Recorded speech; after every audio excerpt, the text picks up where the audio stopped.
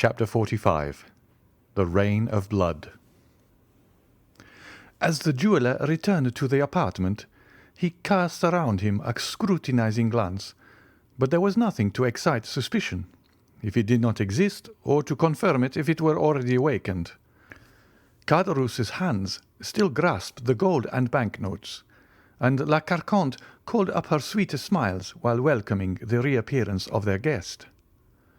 "Well, well," said the jeweller, "you seem, my good friends, to have had some fears respecting the accuracy of your money, by counting it over so carefully directly I was gone." "Oh, no," answered Caderousse, "that was not my reason, I can assure you, but the circumstance by which we have become possessed of this wealth are so unexpected as to make us scarcely credit our good fortune, and it is only by placing the actual proof of our riches before our eyes that we can persuade ourselves that the whole affair is not a dream." The jeweller smiled. "Have you any other guests in your house?" inquired he. "Nobody but ourselves," replied Caderousse. "The fact is, we do not lodge travellers. Indeed, our tavern is so near the town that nobody would think of stopping here." "Then I am afraid I shall very much inconvenience you." "Inconvenience us? Not at all, my dear sir," said La Carconte, in her most gracious manner. "Not at all, I assure you." "But where will you manage to stow me?" "In the chamber overhead." "Surely that is where you yourself sleep." "Never mind about that. We have a second bed in the adjoining room." Caderousse stared at his wife with much astonishment. The jeweller, meanwhile, was humming a song as he stood warming his back at the fire La Carconte had kindled to dry the wet garments of her guest, and this done, she next occupied herself in arranging his supper by spreading a napkin at the end of the table and placing on it the slender remains of their dinner, to which she added 3 or 4 fresh-laid eggs. Caderousse had once more parted with his treasure. The banknotes were replaced in the pocket-book, the gold put back into the bag, and the whole carefully locked in the cupboard. He then began pacing the room with a pensive and gloomy air, glancing from time to time at the jeweller, who stood reeking with the stream from his wet clothes, and merely changing his place on the warm hearth to enable the whole of his garments to be dried. "There," said La Carconte, as she placed a bottle of wine on the table. "Supper is ready whenever you are." "And you?" asked Joanne. "I don't want any supper," said Caderousse. "We dine so very late," hastily interposed La Carconte. "Then it seems I am about to eat alone," remarked the jeweller. "Oh, we shall have the pleasure of waiting upon you," answered La Carconte, with an eager attention she was not accustomed to manifest, even to guests who paid for what they took. From time to time Caderousse darted on his wife keen, searching glances, but rapid as the lightning flash. The storm still continued. "There, there," said La Carconte. "Do you hear that? Upon my word, you did well to come back." "Nevertheless," replied the jeweller, "if by the time I have finished my supper the tempest has at all abated, I shall make another start." "It's the Mistral," said Caderousse, "and it will be sure to last till tomorrow morning." He sighed heavily. "Well," said the jeweller, as he placed himself at table, "all I can say is so much the worse for those who are abroad." "Yes," chimed in La Carconte, "they will have a wretched night of it." The jeweller began eating his supper, and the woman, who was ordinarily so querulous and indifferent to all who approached her, was suddenly transformed into the most smiling and attentive hostess. Had the unhappy man, on whom she lavished her assiduities, been previously acquainted with her, so sudden an alteration might well have excited suspicion in his mind, or at least have greatly astonished him. Caderousse, meanwhile, continued to pace the room in gloomy silence, sedulously avoiding the sight of his guest. But as soon as the stranger had completed his repast, the agitated innkeeper went eagerly to the door and opened it. "I believe the storm is over," said he. But as if to contradict his statement, at that instant a violent clap of thunder seemed to shake the house to the very foundation, while a sudden gust of wind, mingled with rain, extinguished the lamp he held in his hand. Trembling and awestruck, Caderousse hastily shut the door and returned to his guest, while La Carconte lighted a candle by the smouldering ashes that glimmered on the hearth. "You must be tired," said she to the jeweller. "I have spread a pair of white sheets on your bed. Go up when you are ready, and sleep well." Joanne stayed for a while to see whether the storm seemed to abate in its fury, but a brief space of time sufficed to assure him that, instead of diminishing, the violence of the rain and thunder momentarily increased. Resigning himself, therefore, to what seemed inevitable, he bade his host good night and mounted the stairs. He passed over my head, and I heard the flooring creak beneath his footsteps. The quick, eager glance of La Carconte followed him as he ascended, while Caderousse, on the contrary, turned his back and seemed most anxiously to avoid even glancing at him. All these circumstances did not strike me as painfully at the time as they have since done. In fact, all that had happened, with the exception of the story of the diamond, which certainly did wear an air of improbability, appeared natural enough and called for neither apprehension nor mistrust. But, worn out as I was with fatigue and fully purposing to proceed onwards directly the tempest abated, I determined to obtain a few hours' sleep. Overhead I could accurately distinguish every movement of the jeweller, who, after making the best arrangements in his power for passing a comfortable night, threw himself on his bed, and I could hear it creak and groan beneath his weight. Insensibly my eyelids grew heavy, deep sleep stole over me, and having no suspicion of anything wrong, I sought not to shake it off. I looked into the kitchen once more, and saw Caderousse sitting by the side of a long table upon one of the low wooden stools, which in country places are frequently used instead of chairs. His back was turned towards me, so that I could not see the expression of his countenance. Neither should I have been able to do so had he been placed differently, as his head was buried between his two hands. La Carconte continued to gaze on him for some time. Then, shrugging her shoulders, she took her seat immediately opposite to him. At this moment the expiring embers threw up a fresh flame from the kindling of a piece of wood that lay near, and a bright light flashed over the room.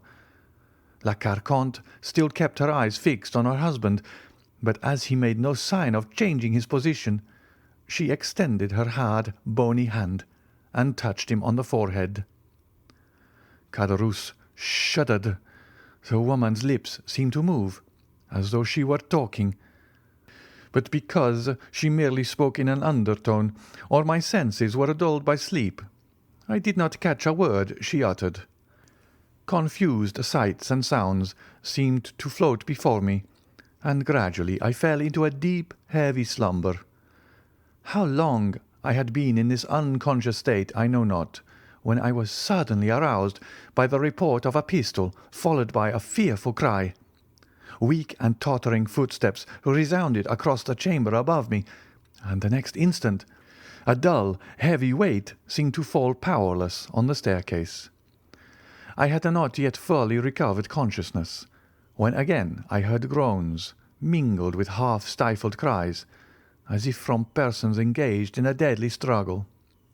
A cry more prolonged than the others, and ending in a series of groans, effectually roused me from my drowsy lethargy. Hastily raising myself in one arm, I looked around, but all was dark, and it seemed to me as if the rain must have penetrated through the flooring of the room above, for some kind of moisture appeared to fall, drop by drop, upon my forehead, and when I passed my hand across my brow, I felt that it was wet and clammy. To the fearful noises that had awakened me had succeeded the most perfect silence, unbroken, save by the footsteps of a man walking about in the chamber above. The staircase creaked. He descended into the room below, approached the fire, and lit a candle. The man was Caderousse. He was pale, and his shirt was all bloody. Having obtained the light, he hurried upstairs again, and once more I heard his rapid and uneasy footsteps. A moment later he came down again, holding in his hand the small shagreen case, which he opened to assure himself it contained the diamond, seemed to hesitate as to which pocket he should put it in, then, as if dissatisfied with the security of either pocket, he deposited it in his red handkerchief, which he carefully rolled around his head. After this, he took from the cupboard the banknotes and gold he had put there, thrust the one into the pocket of his trousers and the other into that of his waistcoat, hastily tied up a small bundle of linen, and rushing towards the door, disappeared in the darkness of the night. Then all became clear and manifest to me, and I reproached myself with what had happened, as though I myself had done the guilty deed. I fancied that I still heard faint moans, and imagining that the unfortunate jeweller might not be quite dead, I determined to go to his relief by way of atoning in some slight degree, not for the crime I had committed, but for that which I had not endeavoured to prevent. For this purpose I applied all the strength I possessed to force an entrance from the cramped spot in which I lay to the adjoining room. The poorly fastened boards which alone divided me from it yielded to my efforts, and I found myself in the house. Hastily snatching up the lighted candle, I hurried to the staircase. About midway a body was lying quite across the stairs. It was that of La Carconte. The pistol I had heard had doubtless been fired at her. The shot had frightfully lacerated her throat, leaving 2 gaping wounds, from which, as well as the mouth, the blood was pouring in floods. She was stone dead. I strode past her and ascended to the sleeping chamber, which presented an appearance of the wildest disorder. The furniture had been knocked over in the deadly struggle that had taken place there, and the sheets, to which the unfortunate jeweller had doubtless clung, were dragged across the room. The murdered man lay on the floor, his head leaning against the wall, and about him was a pool of blood which poured forth from 3 large wounds in his breast. There was a 4th gash, in which a long table knife was plunged up to the handle. I stumbled over some object. I stooped to examine. It was the 2nd pistol, which had not gone off, probably from the powder being wet. I approached the jeweller, who was not quite dead, and at the sound of my footsteps and the creaking of the floor, he opened his eyes, fixed them on me with an anxious and inquiring gaze, moved his lips as though trying to speak, then, overcome by the effort, fell back and expired. This appalling sight almost bereft me of my senses, and finding that I could no longer be of service to any one in the house, my only desire was to fly. I rushed towards the staircase, clutching my hair and uttering a groan of horror. Upon reaching the room below, I found 5 or 6 custom house officers and 2 or 3 gendarmes, all heavily armed. They threw themselves upon me. I made no resistance. I was no longer master of my senses. When I strove to speak, a few inarticulate sounds alone escaped my lips. As I noticed the significant manner in which the whole party pointed to my blood-stained garments, I involuntarily surveyed myself, and then I discovered that the thick warm drops that had so bedewed me as I lay beneath the staircase must have been the blood of La Carconte. I pointed to the spot where I had concealed myself. "What does he mean?" asked a gendarme. One of the officers went to the place I directed.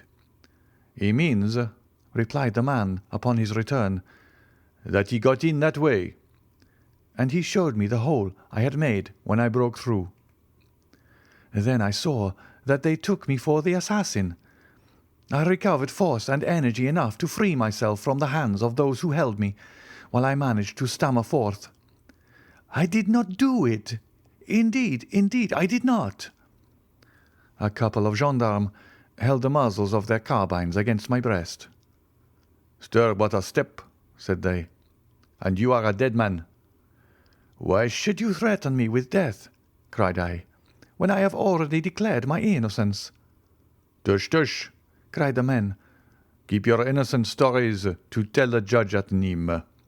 Meanwhile, come along with us, and the best advice we can give you to do is unresistingly." Alas, resistance was far from my thoughts. I was utterly overpowered by surprise and terror, and without a word I suffered myself to be handcuffed and tied to a horse's tail, and thus they took me to Nîmes. I had been tracked by a customs officer, who had lost sight of me near the tavern. Feeling certain that I intended to pass the night there, he had returned to summon his comrades, who just arrived in time to hear the report of the pistol, and to take me in the midst of such circumstantial proofs of my guilt as rendered all hopes of proving my innocence utterly futile.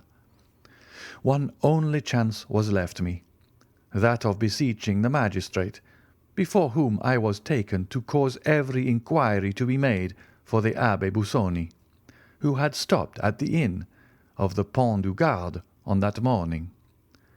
If Caderousse had invented the story relative to the diamond, and there existed no such persons as the Abbé Busoni, then, indeed, I was lost past redemption, or at least my life hung upon the feeble chance of Caderousse himself being apprehended and confessing the whole truth. 2 months passed away in hopeless expectation on my part, while I must do the magistrate the justice to say that he used every means to obtain information of the person I declared could exculpate me if he would. Caderousse still evaded all pursuit, and I had resigned myself to what seemed my inevitable fate. My trial was to come on at the approaching assizes, when, on the 8th of September, that is to say, precisely 3 months and 5 days after the events which had perilled my life, the Abbé Busoni, whom I never ventured to believe I should see, presented himself at the prison doors, saying he understood one of the prisoners wished to speak to him. He added that, having learned at Marseilles the particulars of my imprisonment, he hastened to comply with my desire. You may easily imagine with what eagerness I welcomed him, and how minutely I related the whole of what I had seen and heard. I felt some degree of nervousness as I entered upon the history of the diamond, but to my inexpressible astonishment he confirmed it in every particular, and to my equal surprise he seemed to place entire belief in all I said. And then it was that, won by his mild charity, seeing that he was acquainted with all the habits and customs of my own country, and considering also that pardon for the only crime of which I was really guilty might come with a double power from lips so benevolent and kind, I besought him to receive my confession, under the seal of which I recounted the Auteuil affair in all its details, as well as every other transaction of my life. That which I had done by the impulse of my best feelings produced the same effect as though it had been the result of calculation. My voluntary confession of the assassination at Auteuil proved to him that I had not committed that of which I stood accused. When he quitted me, he bade me be of good courage, and to rely upon his doing all in his power to convince my judges of my innocence. I had speedy proofs that the excellent abbé was engaged in my behalf, for the rigours of my imprisonment were alleviated by many trifling though acceptable indulgences, and I was told that my trial was to be postponed to the assizes following those now being held in the interests it pleased Providence to cause the apprehension of Caderousse, who was discovered in some distant country and brought back to France, where he made a full confession, refusing to make the fact of his wife's having suggested and arranged the murder any excuse for his own guilt. The wretched man was sentenced to the galleys for life, and I was immediately set at liberty. "And then it was, I presume," said Monte Cristo, "that you came to me as the bearer of a letter from the Abbé Busoni." "It was, your Excellency. The benevolent abbé took an evident interest in all that concerned me. "Your mode of life as a smuggler," said he to me one day, "will be the ruin of you. If you get out, don't take it up again." "But how," inquired I, "am I to maintain myself and my poor sister?" "A person whose confessor I am," replied he, "and who entertains a high regard for me, applied to me a short time since to procure him a confidential servant. Would you like such a post? If so, I will give you a letter of introduction to him." "Oh, father," I exclaimed, "you are very good." "But you must swear solemnly that I shall never have reason to repent of my recommendation." I extended my hand and was about to pledge myself by any promise he would dictate, but he stopped me.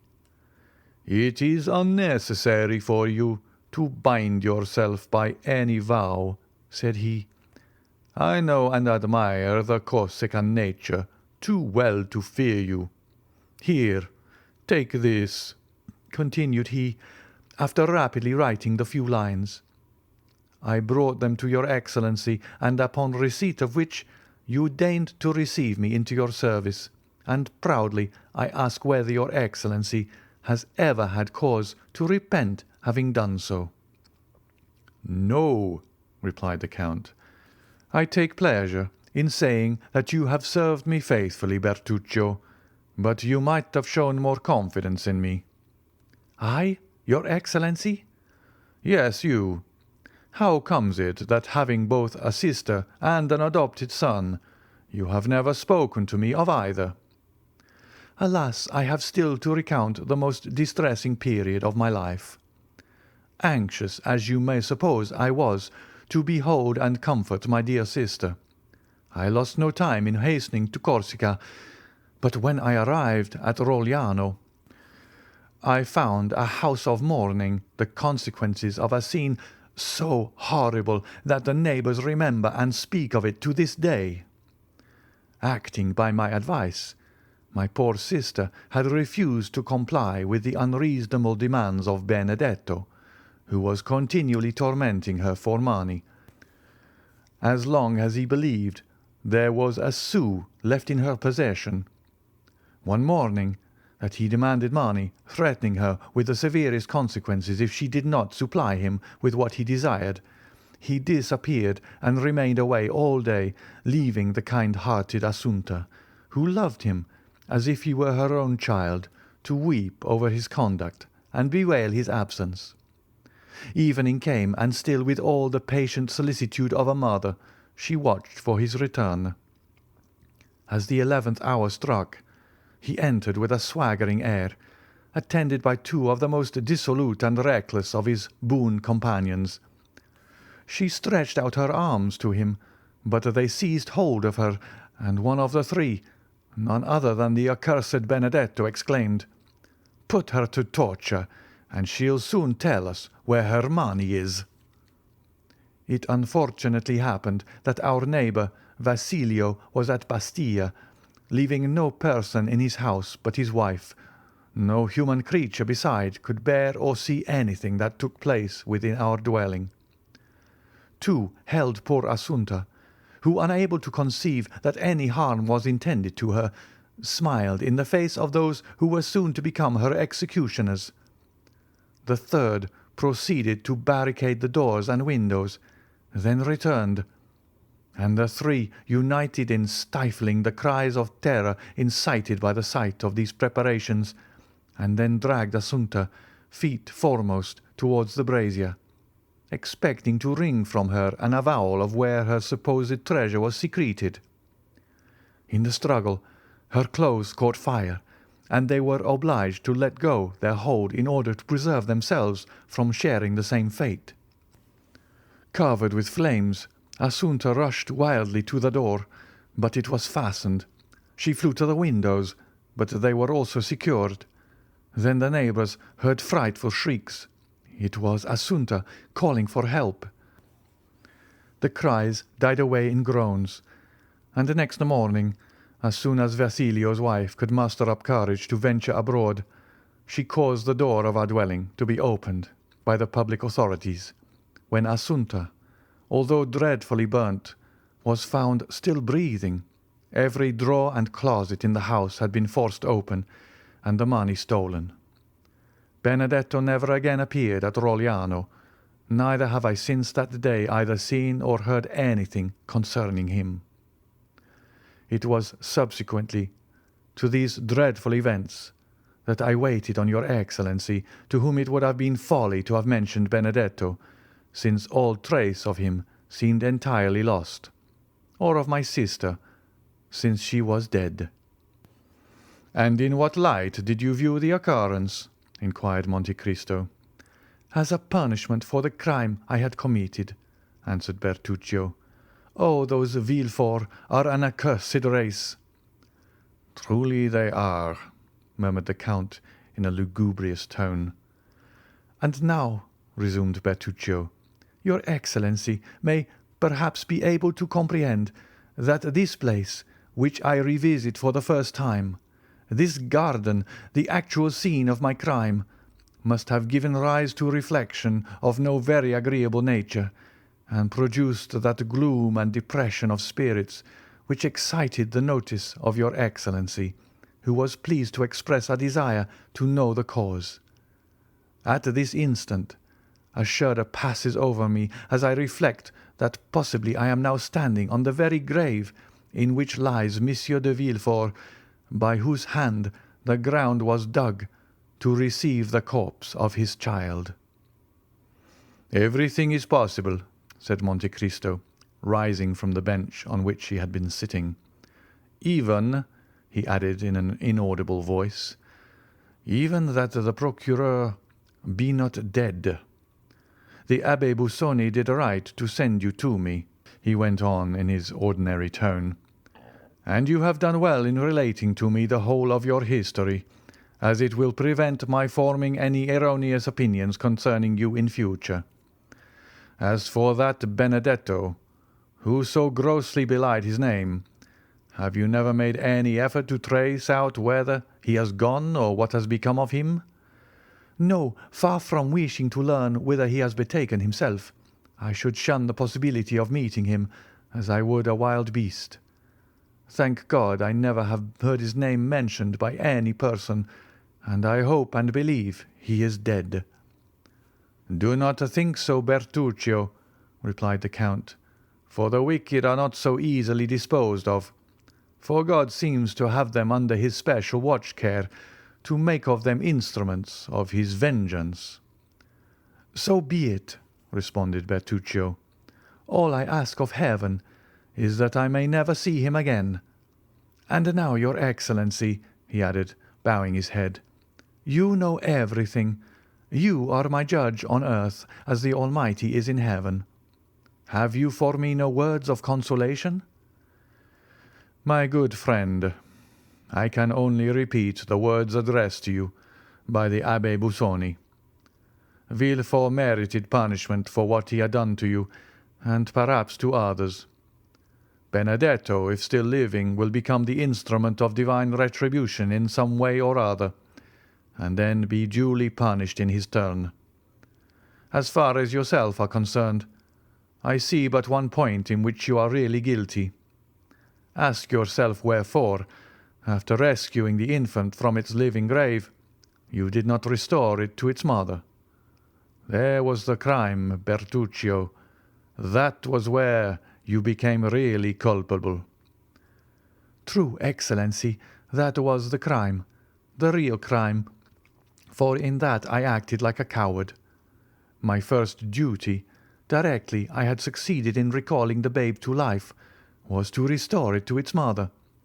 But in order to do so I must have made close and careful inquiry, which would in all probability have led to my own apprehension, and I clung to life, partly on my sister's account, and partly for the feeling of pride inborn in our hearts of desiring to come off untouched and victorious in the execution of our vengeance.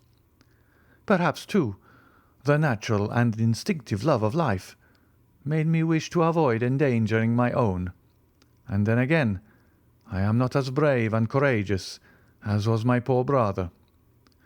Bertuccio hid his face in his hands as he uttered these words, while Monte Cristo fixed on him a look of inscrutable meaning. After a brief silence, rendered still more solemn by the time and place, the Count said in a tone of melancholy wholly unlike his usual manner, "In order to bring this conversation to a fitting termination, the last we shall ever hold upon this subject, I will repeat to you some words I have heard from the lips of the Abbé Busoni.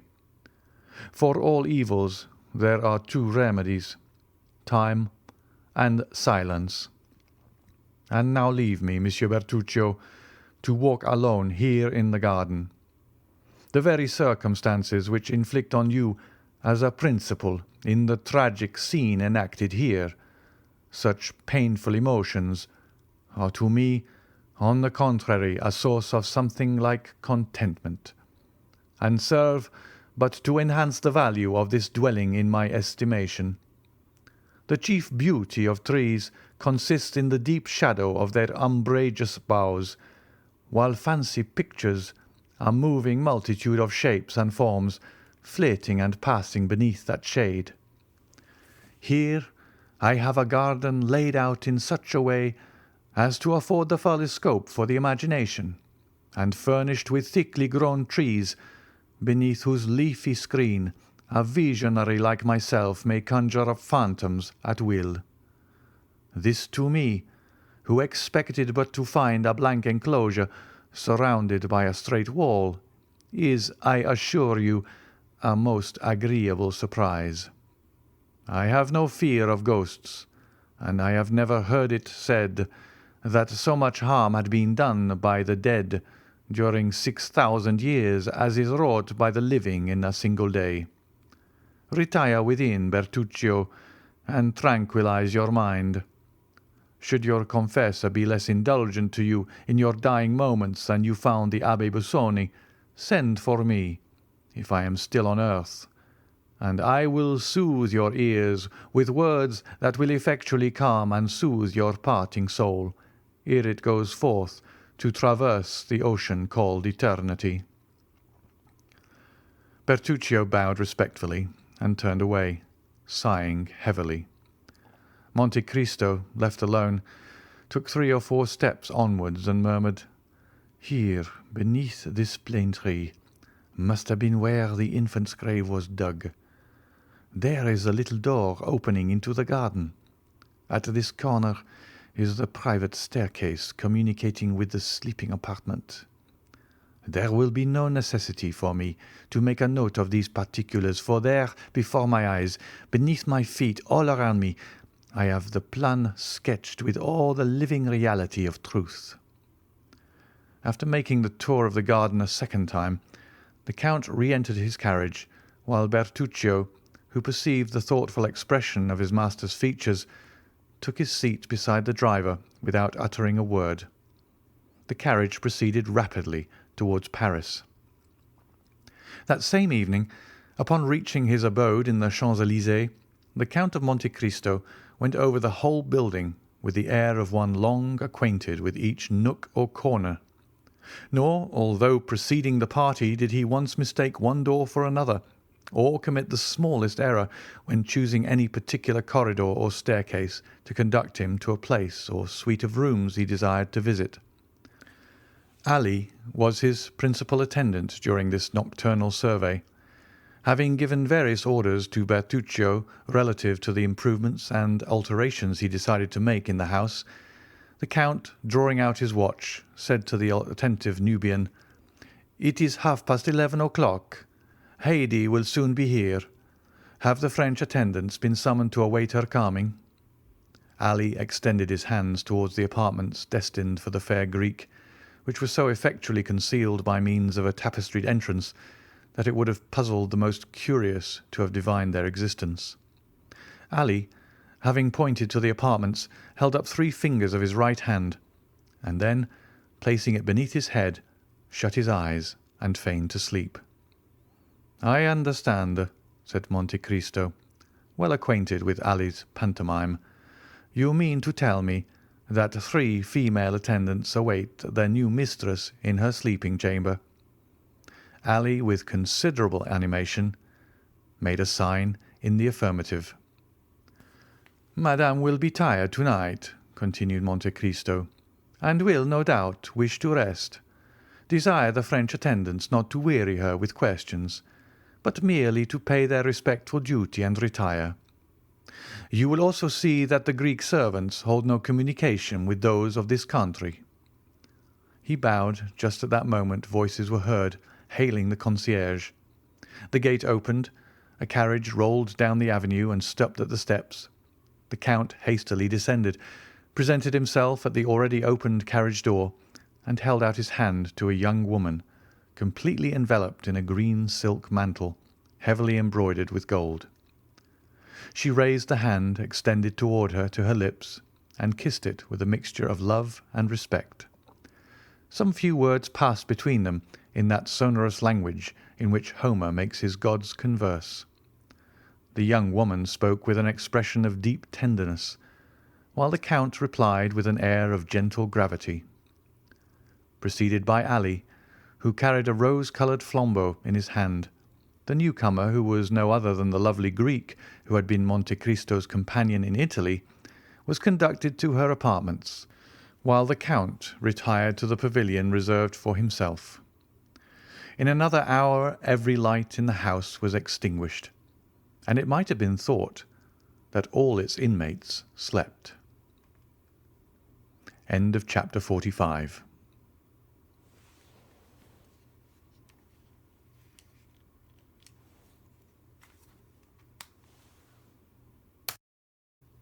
Chapter 46. Unlimited Credit. About 2 o'clock the following day, a calash, drawn by a pair of magnificent English horses, stopped at the door of Monte Cristo, and a person dressed in a blue coat with buttons of a similar colour, a white waistcoat over which was displayed a massive gold chain, brown trousers, and a quantity of black hair descending so low over his eyebrows as to leave it doubtful whether it were not artificial, so little did its jetty glossiness assimilate with the deep wrinkles stamped on his features. A person, in a word, who, although evidently past 50, desired to be taken for not more than 40, bent forwards from the carriage door, on the panels of which were emblazoned the armorial bearings of a baron, and directed his groom to inquire at the porter's lodge whether the Count of Monte Cristo resided there, and if he were within. While waiting, the occupant of the carriage surveyed the house, the garden as far as he could distinguish it, and the livery of servants who passed to and fro with an attention so close as to be somewhat impertinent. His glance was keen, but showed cunning rather than intelligence. His lips were straight and so thin that as they closed they were drawn in over the teeth. His cheekbones were broad and projecting, a never-failing proof of audacity and craftiness, while the flatness of his forehead and the enlargement of the back of his skull, which rose much higher than his large and coarsely shaped ears, combined to form a physiognomy anything but prepossessing, save in the eyes of such as considered that the owner of so splendid an equipage must needs be all that was admirable and enviable, more especially when they gazed on the enormous diamond that glittered in his shirt, and the red ribbon that depended from his buttonhole. The groom, in obedience to his orders, tapped at the window of the porter's lodge, saying, "Pray, does not the Count of Monte Cristo live here?" "His Excellency does reside here," replied the concierge. "But," added he, glancing an inquiring look at Ali. Ali returned a sign in the negative. "But what?" asked the groom. "His Excellency does not receive visitors today." "Then here is my master's card, the Baron Danglars. You will take it to the Count and say that, although in haste to attend the chamber, my master came out of his way to have the honour of calling upon him." "I never speak to His Excellency," replied the concierge. "The valet de chambre will carry your message." The groom returned to the carriage. "Well?" asked Danglars. The man, somewhat crestfallen by the rebuke he had received, repeated what the concierge had said. "Bless me," murmured Baron Danglars. "This must surely be a prince instead of a count, by their styling him Excellency, and only venturing to address him by the medium of his valet de chambre. However, it does not signify he has a letter of credit on me, so I must see him when he requires his money." Then throwing himself back in his carriage, Danglars called out to his coachman, in a voice that might be heard across the road, "To the Chamber of Deputies." Apprised in time of the visit paid him, Monte Cristo had, from behind the blinds of his pavilion, as minutely observed the Baron by means of an excellent lorgnette, as Danglars himself had scrutinized the house, garden, and servants. "That fellow has a decidedly bad countenance," said the Count in a tone of disgust, as he shut up his glass into its ivory case. "How comes it that all do not retreat in aversion at sight of that flat, receding, serpent-like forehead, round, vulture-shaped head, and sharp-hooked nose, like the beak of a buzzard, Ali?" cried he, striking at the same time on the brazen gong. Ali appeared. "Summon Bertuccio," said the Count. Almost immediately Bertuccio entered the apartment. "Did your Excellency desire to see me?" inquired he. "I did," replied the Count. "You no doubt observed the horses standing a few minutes since at the door." "Certainly, your Excellency. I noticed them for their remarkable beauty." "Then how comes it," said Monte Cristo with a frown, "that when I desired you to purchase for me the finest pair of horses to be found in Paris, there is another pair fully as fine as mine not in my stables?" At the look of displeasure, added to the angry tone in which the Count spoke, Ali turned pale and held down his head. "It is not your fault, my good Ali," said the Count in the Arabic language, and with a gentleness none would have thought him capable of showing either in the voice or face. "It is not your fault. You do not understand the points of English horses." The countenance of poor Ali recovered its serenity. "Permit me to assure your Excellency," said Bertuccio, "that the horses you speak of were not to be sold when I purchased yours." Monte Cristo shrugged his shoulders. "It seems, Sir Steward," said he, "that you have not yet to learn that all things are to be sold to such as care to pay the price. His Excellency is not perhaps aware that Monsieur Danglars gave 16,000 francs for his horses." "Very well. Then offer him double that sum. A banker never loses an opportunity of doubling his capital." "Is your Excellency really in earnest?" inquired the steward. Monte Cristo regarded the person who durst presume to doubt his words with a look of one equally surprised and displeased. "I have to pay a visit this evening," replied he. "I desire that these horses, with completely new harness, may be at the door with my carriage." Bertuccio bowed, and was about to retire, but when he reached the door he paused and then said, "At what o'clock does your Excellency wish the carriage and the horses to be ready?" "At 5 o'clock," replied the Count. "I beg your Excellency's pardon," interposed the steward in a deprecating manner, "for venturing to observe that it is already 2 o'clock." "I am perfectly aware of that fact," answered Monte Cristo calmly. Then turning towards Ali, he said, "Let all horses in my stables be led before the windows of your young lady, that she may select those she prefers for her carriage. Request her also to oblige me by saying whether it is her pleasure to dine with me. If so, let dinner be served in her apartment. Now leave me, and desire my valet de chambre to come hither." Scarcely had Ali disappeared when the valet entered the chamber.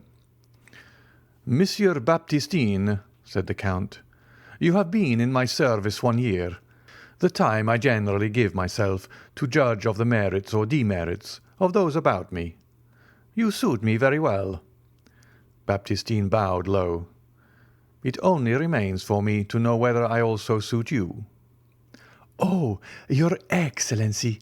exclaimed Baptistine eagerly. "Listen, if you please, till I have finished speaking," replied Monte Cristo. "You receive a 1,500 francs per annum for your services here, more than many a brave subaltern who continually risks his life for his country obtains. You live in a manner far superior to many clerks who work 10 times harder than you do for their money. Then, though yourself a servant, you have other servants to wait upon you, take care of your clothes, and see that your linen is duly prepared for you. Again, you make a profit upon each article you purchase for my toilet, amounting in the course of a year to a sum equalling your wages."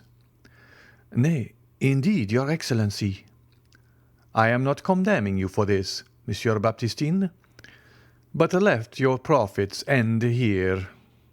It would be long, indeed, ere you would find so lucrative a post as that you have now the good fortune to fill. I neither ill-use nor ill-treat my servants by word or action. An error I readily forgive, but wilful negligence or forgetfulness, never. My commands are ordinarily short, clear, and precise, and I would rather be obliged to repeat my words twice or even 3 times than they should be misunderstood. I am rich enough to know whatever I desire to know, and I can promise you I am not wanting in curiosity. If, then, I should learn that you had taken upon yourself to speak of me to anyone favourably or unfavourably, to comment on my actions or watch my conduct, that very instant you would quit my service. You may now retire. I never caution my servants a second time. Remember that." Baptistine bowed and was proceeding toward the door. "I forgot to mention to you," said the Count, "that I lay yearly aside a certain sum for each servant in my establishment. Those who I am compelled to dismiss lose, as a matter of course, all participation in this money, while their portion goes to the fund accumulating for those domestics who remain with me, and among whom it will be divided at my death. You have been in my service a year. Your fund has already begun to accumulate. Let it continue to do so." This address, delivered in the presence of Ali, who, not understanding 1 word of the language in which it was spoken, stood wholly unmoved, produced an effect on Monsieur Baptistine only to be conceived by such as have occasion to study the character and disposition of French domestics. "I assure your Excellency," said he, "that at least it shall be my study to merit your approbation in all things, and I will take Monsieur Ali as my model." "By no means," replied the Count in the most frigid tones. "Ali has many faults mixed with most excellent qualities. He cannot possibly serve you as a pattern for your conduct, not being as you are a paid servant, but a mere slave, a dog, who, should he fail in his duty toward me, I should not discharge from my service, but kill." Baptistine opened his eyes with astonishment. "You seem incredulous," said Monte Cristo, who repeated to Ali in the Arabic language what he had just been saying to Baptistine in French. The Nubian smiled assentingly to his master's words, then kneeling on one knee respectfully kissed the hand of the Count.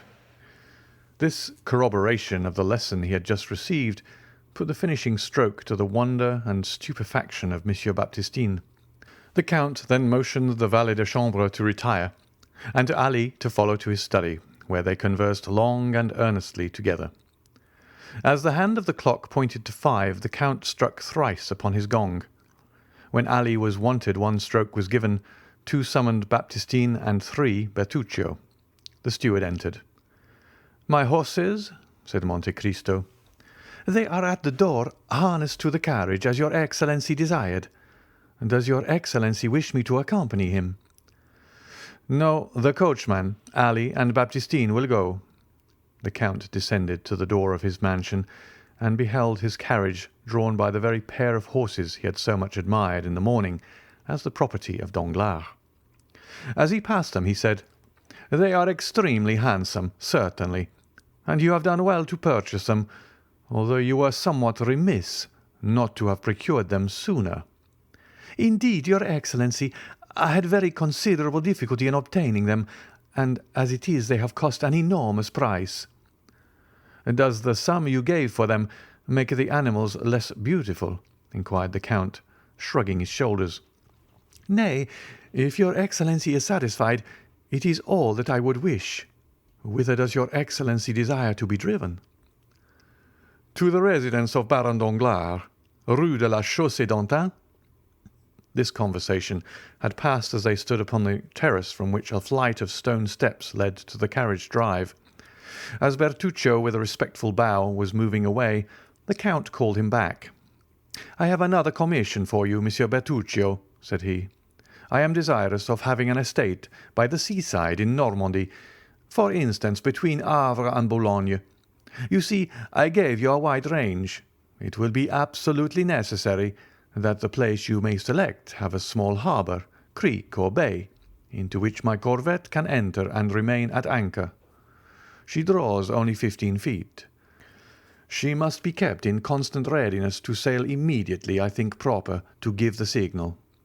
Make the requisite inquiries for a place of this description, and when you have met with an eligible spot, visit it, and if it possess the advantage desired, purchase it at once in your own name.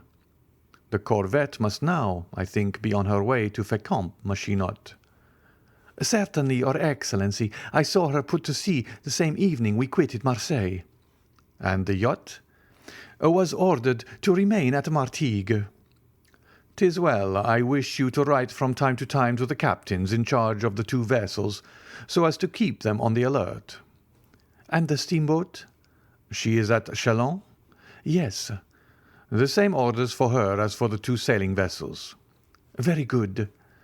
"When you have purchased the estate I desire, I want constant relays of horses at 10 leagues apart along this northern and southern road."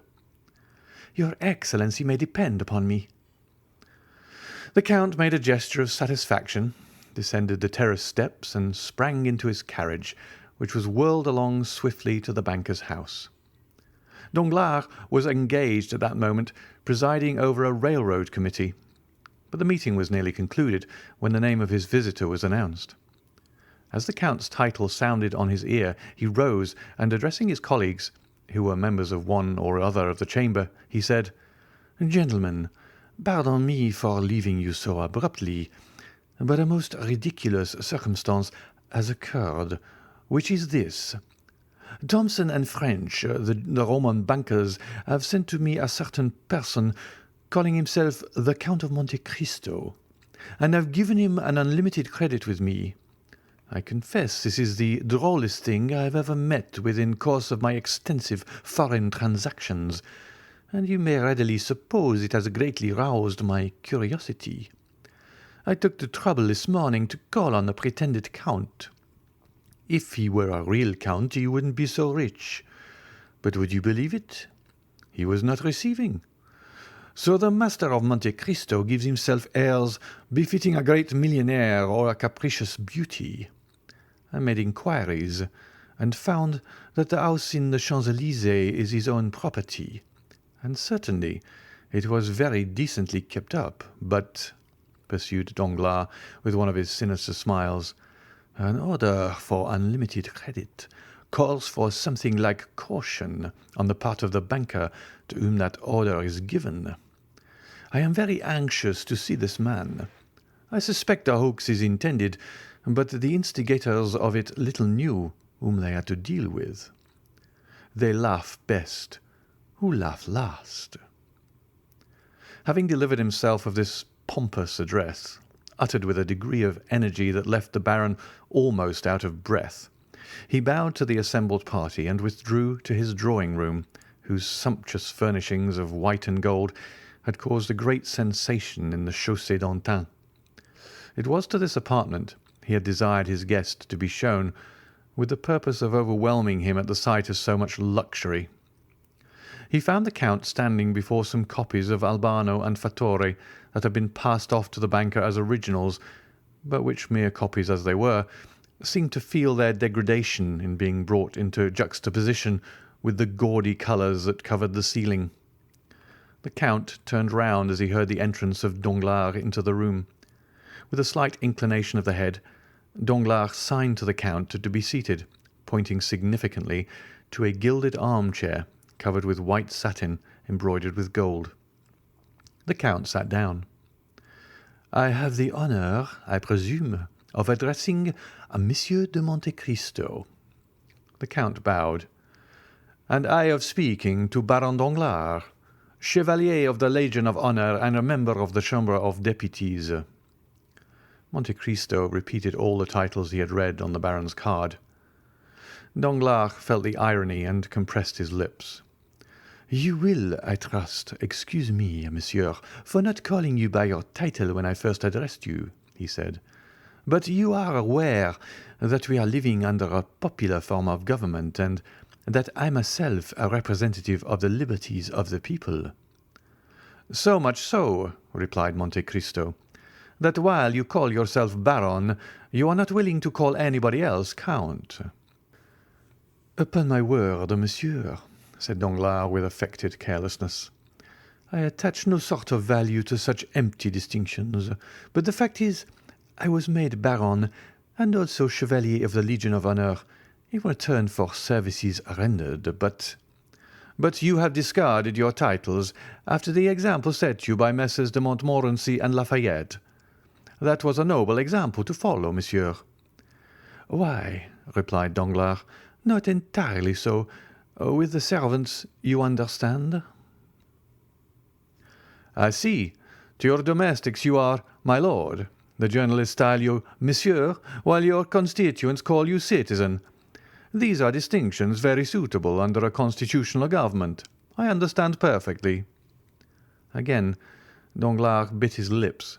He saw that he was no match for Monte Cristo in an argument of this sort, and he therefore hastened to turn to subjects more congenial.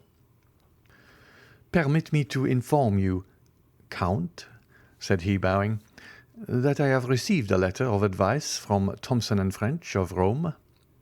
"I am glad to hear it, Baron, for I must claim the privilege of addressing you after the manner of your servants. I have acquired the bad habit of calling persons by their titles from living in a country where barons are still barons by right of birth. But as regards the letter of advice, I am charmed to find that it has reached you. That will spare me the troublesome and disagreeable task of coming to you for money myself. You have received a regular letter of advice." "Yes," said Danglars, "but I confess I didn't quite comprehend its meaning." "Indeed." "And for that reason I did myself the honour of calling upon you in order to beg for an explanation." "Go on, monsieur. Here I am, ready to give you any explanation you desire." "Why," said Danglars, "in the letter, I believe I have it about me." Here he felt in his breast pocket. "Yes, here it is. Well, this letter gives the Count of Monte Cristo unlimited credit on our house." "Well, Baron, what is there difficult to understand about that?" "Merely the term unlimited. Nothing else, certainly." "Is not that word known in France? The people who wrote are Anglo-Germans, you know." "Oh, as for the composition of the letter, there is nothing to be said. But as regards the competency of the document, I certainly have doubts." "Is it possible?" asked the Count, assuming all air and tone of the utmost simplicity and candour. Is it possible that Thomson and French are not looked upon as safe and solvent bankers? Pray, tell me what you think, Baron, for I feel uneasy. I can assure you, having some considerable property in their hands." "Thomson and French are perfectly solvent," replied Danglars, with an almost mocking smile. "But the word 'unlimited' in financial affairs is so extremely vague." "Is, in fact, unlimited," said Monte Cristo. "Precisely what I was about to say," cried Danglars. "Now what is vague is doubtful, and it was a wise man who said, 'When in doubt, keep out.'" "Meaning to say," rejoined Monte Cristo, "that however Thomson and French may be inclined to commit acts of imprudence and folly, the Baron Danglars is not disposed to follow their example." "Not at all." "Plainly enough, Messrs. Thomson and French set no bounds to their engagements, while those of Monsieur Danglars have their limits. He is a wise man according to his own showing." "Monsieur," replied the banker, drawing himself up with a haughty air, "the extent of my resources has never yet been questioned." "It seems, then, reserved for me," said Monte Cristo coldly, "to be the first to do so." "By what right, sir?" "By right of the objections you have raised and the explanations you have demanded, which certainly must have some motive."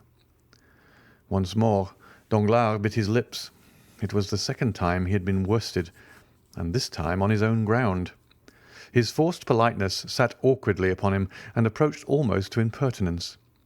Monte Cristo, on the contrary, preserved a graceful suavity of demeanour, aided by a certain degree of simplicity he could assume at pleasure, and thus possessed the advantage. "Well, sir," resumed Danglars after a brief silence, "I will endeavour to make myself understood by requesting you to inform me for what sum you propose to draw upon me." "Why, truly," replied Monte Cristo, determined not to lose an inch of the ground he had gained, "my reason for desiring an unlimited credit was precisely because I did not know how much money I might need." The banker thought the time had come for him to take the upper hand, so throwing himself back in his armchair, he said with an arrogant and purse-proud air, "Let me beg of you not to hesitate in naming your wishes. You will then be convinced that the resources of the house of Danglars, however limited, are still equal to meeting the largest demands, and were you even to require 1,000,000— "I beg your pardon," interposed Monte Cristo. "I said 1,000,000," replied Danglars, with the confidence of ignorance. "But could I do with 1,000,000?" retorted the count. "My dear sir, if a trifle like that would suffice me, I should never have given myself the trouble of opening an account. 1,000,000? Excuse my smiling when you speak of a sum I am in the habit of carrying in my pocket-book or dressing-case." And with these words Monte Cristo took from his pocket a small case containing his visiting cards, and drew forth 2 orders on the Treasury for 500,000 francs each, payable at sight to the bearer. A man like Danglars was wholly inaccessible to any gentler method of correction. The effect of the present revelation was stunning. He trembled and was on the verge of apoplexy. The pupils of his eyes, as he gazed at Monte Cristo, dilated horribly. "Come, come," said Monte Cristo, "confess honestly that you have not perfect confidence in Thomson and French. I understand, and foreseeing that such might be the case, I took, in spite of my ignorance of affairs, certain precautions. See, here are 2 similar letters to that you have yourself received, one from the house of Astaing and Esquel of Vienna, and Baron Rothschild, the other drawn by Baring of London upon Monsieur Lafitte. Now, sir, you have but to say the word, and I will spare you all uneasiness by presenting my letter of credit to one or other of these 2 firms." The blow had struck home, and Danglars was entirely vanquished. With a trembling hand he took the 2 letters from the count, who held them carelessly between finger and thumb, and proceeded to scrutinize the signatures with a minuteness that the count might have regarded as insulting, had it not suited his present purpose to mislead the banker. "Oh, sir," said Danglars, after he had convinced himself of the authenticity of the documents he beheld, and rising as if to salute the power of gold personified in the man before him, "3 letters of unlimited credit. I can be no longer mistrustful, but you must pardon me, my dear Count, for confessing to some degree of astonishment." "Nay," answered Monte Cristo with the most gentlemanly air, "'tis not for such trifling sums as these that your banking house is to be accommoded. Then you can let me have some money, can you not?" "Whatever you say, my dear Count, I am at your orders." "Why," replied Monte Cristo, "since we mutually understand each other, for such I presume is the case." Danglars bowed assentingly. "You are quite sure that not a lurking doubt or suspicion lingers in your mind?" "Oh, my dear Count," exclaimed Danglars, "I never for an instant entertained such a feeling toward you." "No, you merely wished to be convinced, nothing more. But now that we have come to so clear an understanding, and that all distrust and suspicion are laid at rest, we may as well fix a sum as the probable expenditure of the first year.